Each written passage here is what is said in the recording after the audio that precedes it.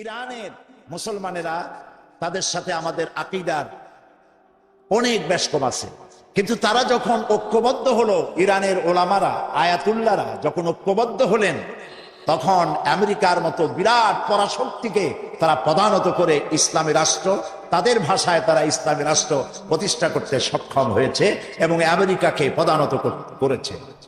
এখানে আয়াতুল্লাহ খমিনীর একটি কথা আমার মনে পড়ে, কি সাহস তার! ইমান আকীদা যাই থাকুক, আকীদার প্রশ্নে আমরা আপোষ করব না, কিন্তু এই কথাটা তো বলতেই পারি। যখন আমেরিকা তাকে বলেছিল যে আমার দূতাবাস থেকে যে 56 জনকে গ্রেফতার করা হয়েছে আমেরিকান, এদেরকে ছেড়ে দাও, তা না হলে তোমার খাদ্য রসদ আমেরিকা থেকে যত সাহায্য যায় সব বন্ধ করে দেওয়া হবে। আয়াতুল্লাহ খমেনী জবাব দিয়েছিলেন আমেরিকান প্রেসিডেন্টকে, তুমি কারে খাবারের ভয় দেখাও? যেই জাতির বছরে 1 মাস না খাইয়া থাকা ফরজ, সেই জাতি তোমার খাবারের অপেক্ষা করবে? তোমার মতো কাফেরদের খাবারের কোনো পরোয়া আমরা করি না। মুসলমানেরা যখন ঐক্যবদ্ধ হয়েছিলেন, আল্লাহ তাদেরকে বিজয় দান করেছিলেন সেখানে। ঠিক এমনি করে পাকিস্তানে যখন সর্বশ্রেণীর ওলামায়ে কেরাম মুত্তাহিদায়ে আমল, মজলিস মুত্তাহিদায়ে আমল এ নাম করে যখন একটি সংগঠন কায়েম করলো, সমস্ত ফিরকার মাকতুবায়ে খেয়ালে সমস্ত আলেমরা যখন ঐক্যবদ্ধ হলো, পৃথিবীকে অবাক করে দিয়ে ইসলামী শক্তি সেখানে বিজয় লাভ করলো। ঠিক অনুরূপ ভাবে বাংলাদেশ বিগত সরকার এইখানে অত্যাচার করেছে আলেমদের উপরে, এবং সবচাইতে বেশি দুশ্মনী করেছে তারা আলেমদের সাথে। আলেমরা ছিল তাদের জীবনের দুশ্মন। যে কবি তার কবিতার মধ্যে লিখেছে, ফজরের নামাজ যখন, ফজরের আজান যখন শুনি, মনে হয় যেন বেশ্যা তার খরিদ্দার ডাকতেছে। নাউজুবিল্লাহ। এই যে কবি, যে মুশরিক, নাস্তিক, মুরতাদ কবি যখন এই কবিতা পড়লো, লিখলো, তদানীন্তন প্রধানমন্ত্রী তাকে ডেকে নিয়ে জাতীয় প্রধান কবি হিসাবে তাকে পুরস্কৃত করলো। আর যে লোকটি হাদিস পড়ালো, 50 বছর ধরে হাদিসের ছাত্র বানালো দেশ জুড়ে, সেই শাইখুল হাদিসকে গ্রেফতার করে চোর আর ডাকাতদের মধ্যে রেখে দিল।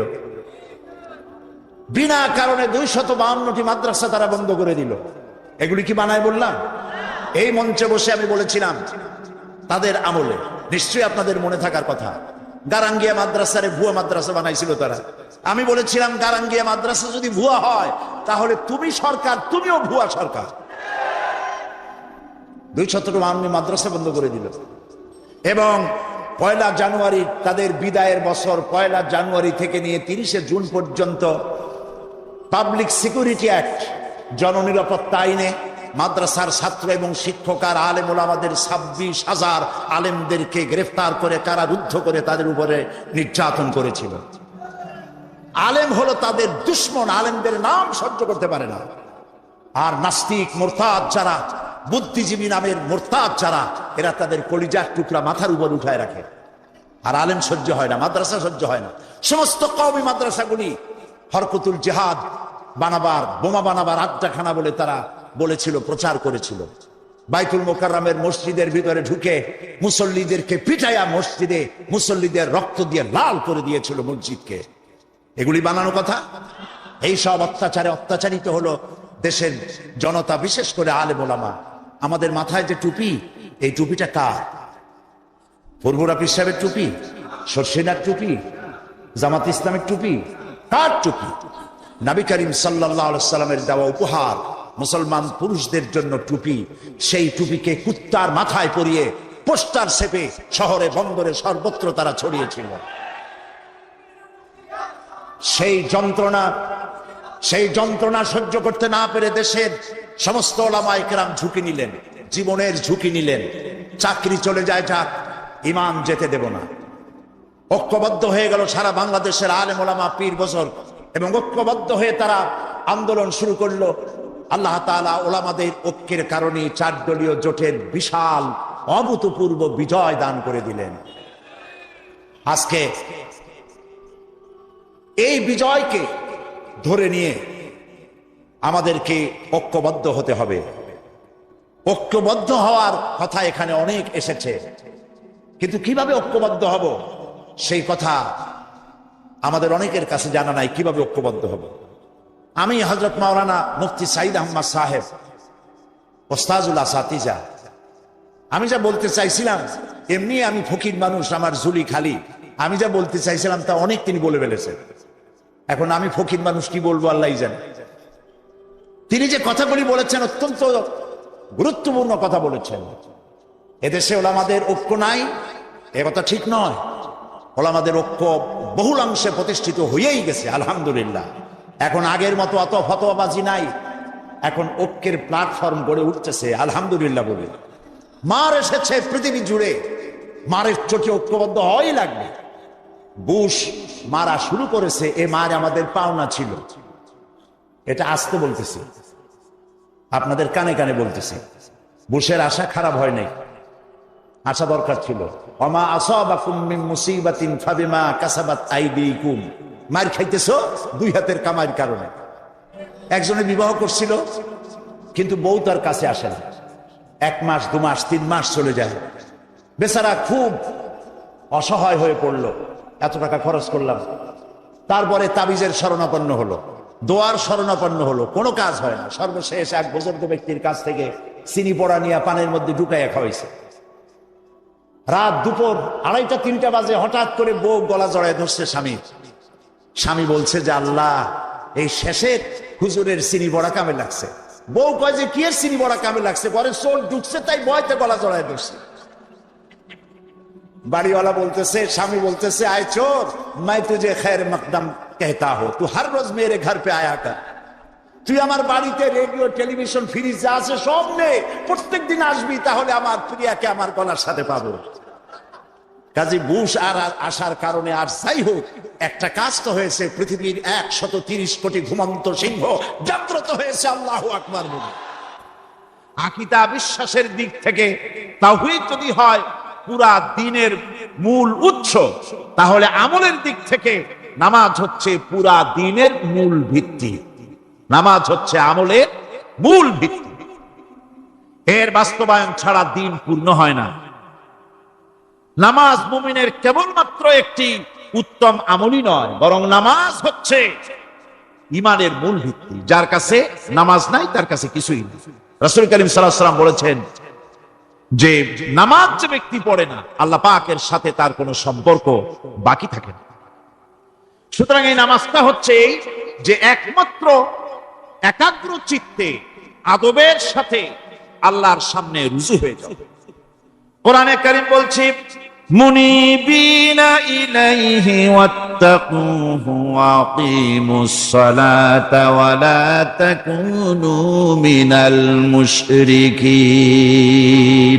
তোমরা আল্লাহর দিকে রুজু হয়ে যাও এবং তাকে ভয় করে অন্যায় কাজ থেকে বিরত থাকো, আর নামাজ কায়েম করো, মুশরিকদের অন্তর্ভুক্ত হয়ে যেও না।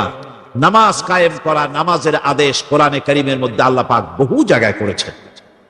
ঈমানের পর নামাজই হচ্ছে সবচেয়ে বড় জরুরি।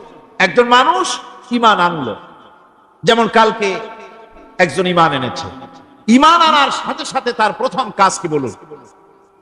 বলেন প্রথম কাজ কি? ফজরের নামাজের আগে একজন ইসলাম কবুল করলেন, তার প্রথম দায়িত্ব নামাজকে আদায় করে দেওয়া, ফজরের নামাজ পড়া। জোহরের আগে কেউ ঈমান আনলো, তার প্রথম দায়িত্ব জোহরের নামাজ আদায় করা। আসরের নামাজের আগে ঈমান এনেছে, তার প্রথম দায়িত্ব হলো আসরের নামাজ আদায় করা। তার মানে হলো ঈমান আনার পর একজন ঈমানদারের প্রথম দায়িত্ব হচ্ছে নামাজ। গুরুত্বপূর্ণ বিষয়, খুব ভালো করে শুনতে হবে, ইয়াদ রাখতে হবে প্রত্যেকটি মুসলমানের। এই নামাজ কি জিনিস, কেমনে আদায় করতে হবে, আদায় না করলে কি হবে, গুরুত্বপূর্ণ এই কথাগুলি প্রত্যেকের স্মরণ রাখতে হবে। কিয়ামতের দিন মানুষ যে জাহান্নামে যাবে, জাহান্নামের জন্য, জাহান্নামে যে সব কারণে যাবে তার মধ্যে বড় কারণ কালকে বলেছিলাম, দেখি মনে আছে নাকি? বড় কারণ কয়টা? আলহামদুলিল্লাহ মনে আছে। আল্লাহ রাব্বুল আলামিন বলেন, ইয়াতাসাআলুনা আনিল মুজরিমিন, কিয়ামতের দিন অপরাধীদেরকে জিজ্ঞেস করা হবে, মা সালাকাকুম ফি সাকার, জাহান্নামে কেন আসছো? জবাবে তারা বলবে, ক্বালু লাম নাকু মিনাল মুসাল্লিন ওয়া লাম নাকু নুতঈমুল মিসকিন, নামাজ পড়ি নাই আর এতিম মিসকিনদের খেতে দেই নাই, এই কারণেই জাহান্নামে এসেছি। কন নাউযুবিল্লাহ। নামাজ যারা পড়বে না জাহান্নামে যেতে হবে। কোথায় যেতে হবে? আকীদাগত দিক থেকে ঈমান হলো তাওহীদের স্বীকৃতি, আর আমলের দিক থেকে নামাজ হচ্ছে তাওহীদের বহিঃপ্রকাশ। আপনি মুসলমান তা প্রমাণ হবে নামাজ দিয়ে। নামাজহীন ঈমানের দাবি মূল্যহীন। যার নামাজ নাই তার ঈমানের দাবি করার কোনো মূল্যই নেই। অনেক এরকম কথা বলে, হুজুর আমি মানুষটা নিতান্ত খারাপ, যাই মনে করে গ্রামে রাস্তা বানাইছি, ব্রিজ করে দিয়েছি, কালভার্ট করেছি, এতিম মিসকিনদের তাও মাঝে মধ্যে খাবার দেই, বিধবারে কাপড় চোপড় দেই, মানুষটা আমি নিতান্ত খারাপ না, তবে এই মাঝে মধ্যে একটু নামাজ পড়ি না, তাতে কি আমার ঈমান নষ্ট হয়েছে নাকি? আমি বলি ভাই ঈমানই তো নাই, নষ্ট হবে কি? ঈমান থাকলে না নষ্ট হবে? ঈমান নাই। সুতরাং একজন মুসলমান যদি নামাজ না পড়ে নিজেকে মুসলমান বলে দাবি করার কোন হক তার না, দাবি করার অধিকার। নামাজ হচ্ছে জিন্দেগি, নামাজটাই মূলত জিন্দেগি। নামাজটা কি? জিন্দেগি। আল্লাহ রাব্বুল আলামিন শিখাচ্ছেন, কুল ইন্না সালাতি ওয়া নুসুকি ওয়া মাহইয়ায়া ওয়া মামাতি লিল্লাহি রাব্বিল আলামিন। মুহাব্বতের সাথে সবাই পড়েন, কুল ইন্না সালাতি ওয়া নুসুকি ওয়া মাহইয়ায়া ওয়া মামাতি লিল্লাহি রাব্বিল আলামিন। বলো আমার নামাজ, বলো আমার নামাজ, আমার কোরবানি, আমার হায়াত, আমার মত সবকিছুই আল্লাহ রাব্বুল আলামিনের জন্য নিবেদিত। আমার বেঁচে থাকা, আমার মরে যাওয়া সব আল্লাহর জন্য। সে আল্লাহ রাব্বুল আলামিন, তার জন্য সবকিছু নিবেদিত করতে হবে। আল্লাহ পাকের গোলাম আমাদের বানিয়েছেন, আল্লাহ আমাদের গোলামি করা লাগবে। আর গোলামির নমুনা যাকাত দিয়া, হজ দিয়া, দান দিয়া, সদকা দিয়া, কোন জিনিস দিয়ে নামাজের মতো গোলামির উৎকৃষ্ট প্রমাণ বা নমুনা আর কিছুতে নাই। আমি যে গোলাম তার উৎকৃষ্ট প্রমাণ হচ্ছে নামাজ। নামাজেই একটা মানুষ গোলামির অনুভূতিতে তাকে নিয়ে যায়। বাদশাহ হোক, মন্ত্রী হোক, পীর হোক, মৌলানা হোক, মুহাদ্দিস হোক, বড় লোক হোক, গরিব হোক, পুরুষ হোক, নারী হোক, যাই হোক, নামাজে দাঁড়াইলো একেবারে কান্দারে ধরিয়া, কানের কাছে হাত দিয়া, হাত দুটো বাঁধিয়া, মাথা নিচের দিকে দিয়ে দাঁড়ায় গেল। কিসের মতো? আসামির মতো, গোলামের মতো। সুবহানাল্লাহ। এদিক ওদিক তাকাইতে পারবা না, চোখটা থাকবে সেজদা যেখানে দিবা সেখানে। তাকানো নিষেধ, সেজদার দিকে তাকা। এরপরে যখন রুকুতে গেলেন, গোলামির নমুনা হয়ে গেল। গোলামের এরকম মাথা নিচু করে থাকতে হয় প্রভুর সামনে। গেলেন রাজা, বাদশাহ, বড় লোক, সব অহংকার চূর্ণ হয়ে গেল। নাক আর কপাল দিয়া আমার মাবুদের দরবারে মাথাটা লাগাই দিলাম জমিনের উপরে। সুবহানাল্লাহ। আমি আমার ভাষায় বলি, আমি আমার ভাষায় কথাটা এভাবে বলি, এই জমিনটা যদি কাগজ হয় আর আমার নাকটার কপালটা যদি কলম হয়, তাহলে আমি যে গোলাম দৈনিক 5 বার আমার নাক আর কপাল দিয়া জমিন নামক কাগজের উপরে, দাস খতের উপরে দৈনিক 5 বার নাক আর কপাল দিয়া সই করে দেই, আল্লাহ আমি তোমার গোলাম আর কারো গোলাম নই, আমি একমাত্র তোমার গোলাম। ঘুমের থেকে উঠে সেজদা দিয়া বলি, দুপুরের সময় কাজ ফালাইয়া আর একবার বলি, বিকেল আসার আগে আসরে আর একবার বলি, দিন যখন শেষ হয় আর একবার বলি, রাতে যখন শুতে যাই আর একবার সেজদা দিয়া ঘোষণা করি, মাবুদ আমি তোমার গোলাম। সুবহানাল্লাহ। নামাজ হচ্ছে ইসলামের গণ্ডির মধ্যে প্রবেশের প্রমাণ। কোরআনে কারীম বলছে ফাইন তাবু ওয়া আকামুস সালাতা ওয়া আতাউস যাকাতা ফাইখওয়ানুকুম ফিদ্দীন। সূরা তওবা এসেছে, তারা যদি তওবা করে আর নামাজ কায়েম করে, যাকাত যদি আদায় করে, তাহলে এখন তোমাদের সে দ্বীনি ভাই, এখন ভাই হয়ে গেল। একটু আগে ছিল কাফের মুশরিক, এখন তোমার দ্বীনি ভাই। দ্বীনের গণ্ডির মধ্যে প্রবেশ করা, কলেমা পড়ার সাথে সাথেই নামাজ। নামাজ হচ্ছে দ্বীনের প্রধান গেট, দ্বীনের প্রধান তোরণ। দ্বীনের মধ্যে প্রবেশ করার জন্য এই গেট দিয়ে প্রবেশ করতে হবে। সুতরাং এই নামাজের এতই গুরুত্ব দেওয়া হয়েছে। ইসলাম যদি ক্ষমতায় আসে, আল্লাহ যেন এনে দেন, জোরে কোন আমিন। ইসলাম যদি ক্ষমতায় এসে যায়, রব্বুল আলামিন তাফসীরে মাহফিল কোরআন সামনে নিয়ে আশা করে তোমার দরবারে দোয়া করি, এই বিশাল জনসমুদ্রের দোয়া কবুল করো মাবুদ গো, এই বাংলাদেশকে ইসলামের দেশ বানাইয়া দাও।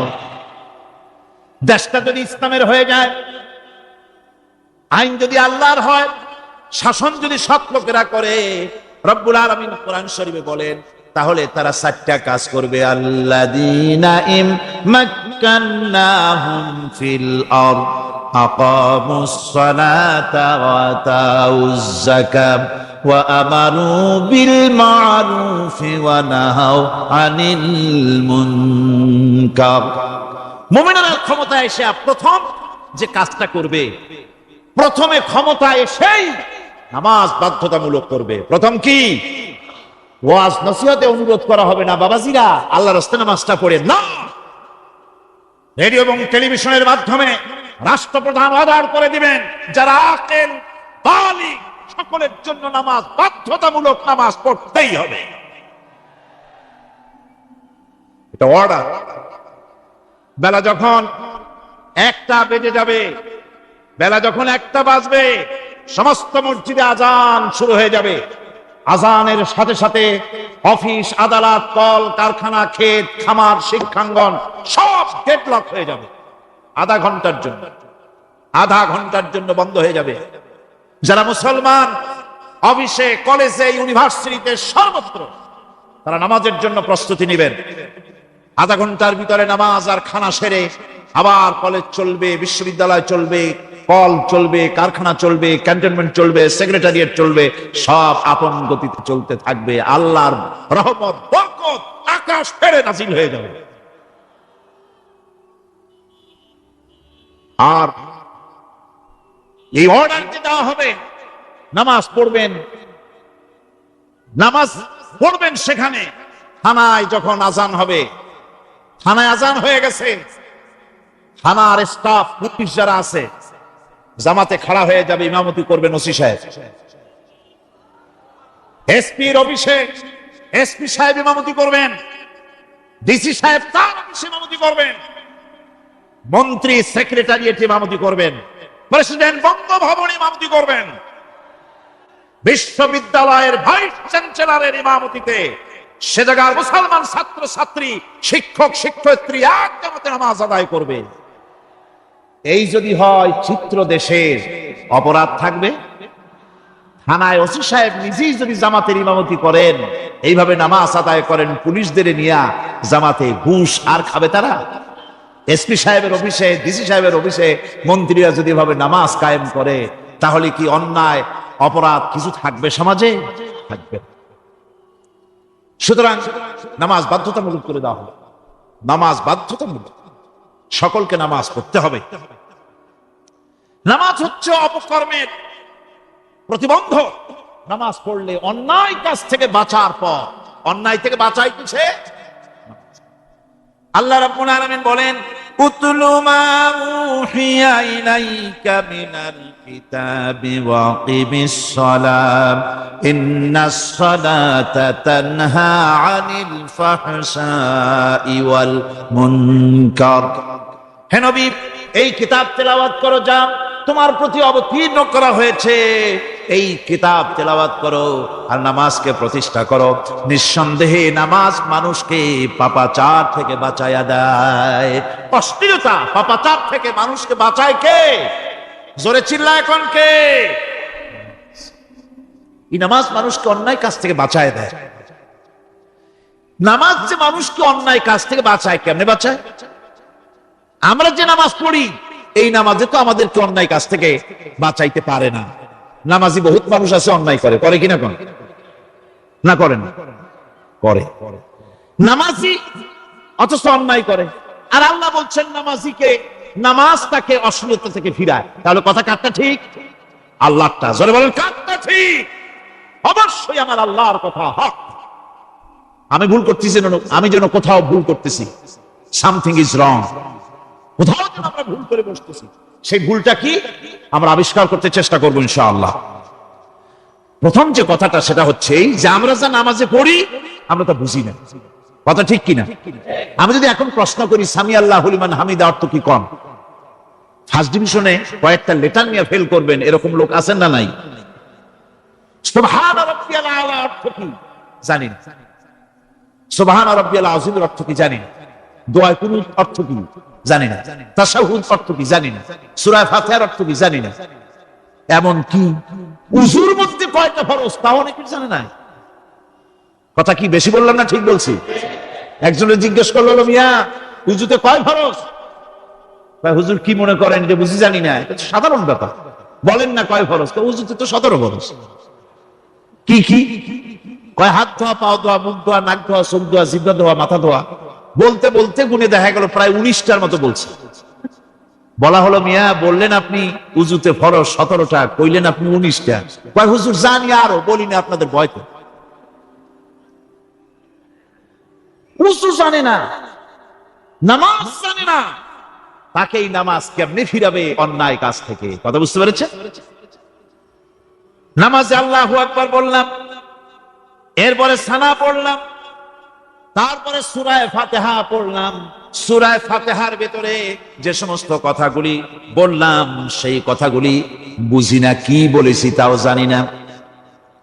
এরপরে সুবহান রাব্বিয়াল আলা বলেছি, সুবহান রাব্বিয়াল আযীম বলেছি, সামি আল্লাহু লিমান হামিদা বলেছি, অর্থ কি জানি না।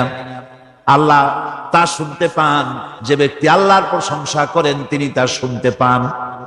নামাজের মধ্যে আইডিয়া দেওয়া হচ্ছে, তুমি যে আল্লাহর জন্য নামাজ পড়তেছো, প্রশংসা করতেছো, এটা এমন নয় যে আল্লাহ পাক দেখছেন না বা শুনতেছেন না। তুমি যা বলতেছো, প্রশংসা করতেছো, আল্লাহ পাক তা শুনতে পাচ্ছেন। সামি আল্লাহু লিমান হামিদা। সুবহান রাব্বিয়াল আলা। আমি মহান সর্বশ্রেষ্ঠ আল্লাহ রাব্বুল আলামিনের পবিত্রতা ঘোষণা করছি, আমি তার প্রশংসা করছি। সূরা ফাতিহা কি আমরা বলি আপনারা ব্যাখ্যা দেখে বুঝে নিয়েন, সেগুলি আমি এখানে বলে বাকি কথা সব শেষ করতে পারবো না। নামাজে কি পড়েন সেটা যদি জানতেন অবশ্যই আল্লাহ রাব্বুল আলামিনের কথা কার্যকরী হয়ে যেত। ইন্নাস সালাতা তানহা আনিল ফাহশাই ওয়াল মুনকার। নামাজ মানুষকে পাপের কাজ, অশ্লীলতা থেকে ফিরাতে পারে। আল্লাহ ইন্না বসায়ছেন, নিশ্চয়ই, বেশক, অবশ্যই নামাজ পাপ থেকে ফিরাবে। কিন্তু কেমনে ফিরাবে নামাজ তো বুঝি না। নামাজ তো বুঝি না, খালি সেজদা দেয় জনমের মতো। আর সেজদা কি? নামাজে যদি দেখে ইমাম দেরি করতেছে, আত্তাহিয়াত পড়তে দেরি হয়ে যাচ্ছে, পিছন থেকে সিগন্যাল মারে, ঠিক কিনা? বেয়াদব, তোমার নামাজ, তোমার আত্তাহিয়াত আগে শেষ হয়েছে, তাতে কি হয়েছে? চুপ করে বসে থাকো। ইমামকে কাশি দিয়া সতর্ক করার অধিকার তোমার নাই। যদি ইমামকে সতর্ক করার জন্য কাশি দিয়ে থাকো, তোমার নামাজ ফাসেদ হয়ে যাবে। এটা ফাজলামি করার জায়গা না, এটা নামাজ। এর নাম কি? ধীরে সুস্থে নামাজ পড়তে হবে। অনেকে মসজিদটারে মনে করে জেলখানা, ঢুকতে যত দেরি, বেরোতে পারলে যেন বাসে যান ছটফট করে। সিনেমার মধ্যে গিয়ে ঘন্টার পর ঘন্টা বসে থাকে, খারাপ লাগে না? মসজিদে কেরাত যদি একটু লম্বা পড়ে, পিছনে বসে খালি কি যে করে মনে মনে বলতে থাকে যে ইমাম এমন কাঁচা ছাড়া ছাড়ি না। আর গান যখন শোনে শুনতেই থাকে, কত মজা, ঘুম আসে না। নাউযুবিল্লাহ। সুতরাং নামাজে কি পড়েন সেটা আপনাকে বুঝতে হবে। সঠিকভাবে নামাজ পড়ার পরও যদি কোন মানুষের সঠিকভাবে, ভালো করে শোনেন, সঠিকভাবে নামাজ পড়ার পরেও যদি কোনো মানুষ পাপের থেকে না ফেরে, তাহলে বুঝতে হবে একথা, পানি আর সাবান দিয়া কাপড় ধুলে কাপড়ের ময়লা যাবে, কিন্তু পানি আর সাবান দিয়া কয়লা জনমের মতো ধুইলেও কয়লার ময়লা যাবে না। কথা বুঝে আসছে? এর থেকে আর উত্তম দৃষ্টান্ত আমার কাছে নাই। নামাজ পড়ার পরেও যদি চরিত্র ভালো না হয়, বুঝতে হবে নামাজ হচ্ছে না, কাঙ্ক্ষিত মানের নামাজ আদায় হচ্ছে না। আল্লাহর নবী বলেছেন, যার নামাজ পাপ কাজ হতে ফিরাতে পারলো না, তার নামাজ নামাজি নয়। আবার শুনুন, রাসূল বলছেন, যার নামাজ তাকে পাপের কাজ থেকে ফিরাতে পারলো না, তার নামাজ নামাজ নয়, ওটা নামাজ হয় না, যার জন্য তার পাপ থেকে তারে ফিরাইতে পারছে না। আর কিয়ামতের দিন বেনামাজিরা সবচাইতে বেশি অপমানিত হবে। সবচাইতে বেশি অপমানিত হবে কারা? বেনামাজিরা। কিভাবে? ইয়াউমা ইউকশাফু আন সাকিন ওয়া ইউদআউনা ইলাস সুজুদি ফালা ইয়াস্তাতিউন। সেদিন কঠিন সময়, আল্লাহ রাব্বুল আলামিন লোকদেরকে সিজদা করার জন্য বলবেন, কিন্তু যারা বেনামাজি ছিল দুনিয়ায়, তারা সিজদা দিতে পারবে না। বলেন নাউযুবিল্লাহ। অবস্থাটা কি হবে? খাশিআতান আবসারুহুম তারহাকুহুম যিল্লাহ। তাদের দৃষ্টি নিচু হবে, লাঞ্ছনা এবং অপমান তাদের উপরে চেপে বসবে, সিজদা দিতে পারবে না। আল্লাহ আমাদেরকে ক্ষমা করুন। কিয়ামতের দিন হযরত আদম আলাইহিস সালাম থেকে শুরু করে পৃথিবীর সমস্ত মানুষের সামনে আল্লাহ রাব্বুল আলামিন সিজদা করার জন্য অর্ডার করবেন। যারা নাকি বেনামাজি, ওরা আল্লাহর দরবারে সেদিন সিজদা দিতে পারবে না, লাঞ্ছিত অপমানিত হবে। যারা কন নাউযুবিল্লাহ। নামাজ, মুমিনের নামাজ একরকম, মুনাফিকের নামাজ হলো আর এক রকম। মুনাফিকরাও নামাজ পড়ে, পড়ে কিনা কন? মুনাফিকেরাও নামাজ পড়ে। মুনাফিকেরা যখন নামাজ পড়তে যায়, আল্লাহ রাব্বুল আলামিন বলতেছেন, ওয়া ইযা কামু ইলাস সালাতি কামু কুসালা। মুনাফিকেরা যখন নামাজ পড়তে দাঁড়ায়, নামাজে আসে ঠিক তারা, কিন্তু নামাজের জন্য দাঁড়ায় খুব শৈথিল্য ভারে, শৈথিল্য ভাবে দাঁড়ায়, কাহিলি সুস্তি, এ জায়গা চুলকায়, পায়জামা ধরে টান দেয়, টুপিটা ঘুরায়, এদিক ওদিক তাকায়। মুনাফিকের নামাজ দেখলেই ঠিক পাওয়া যায় যে বেটা মুনাফিক।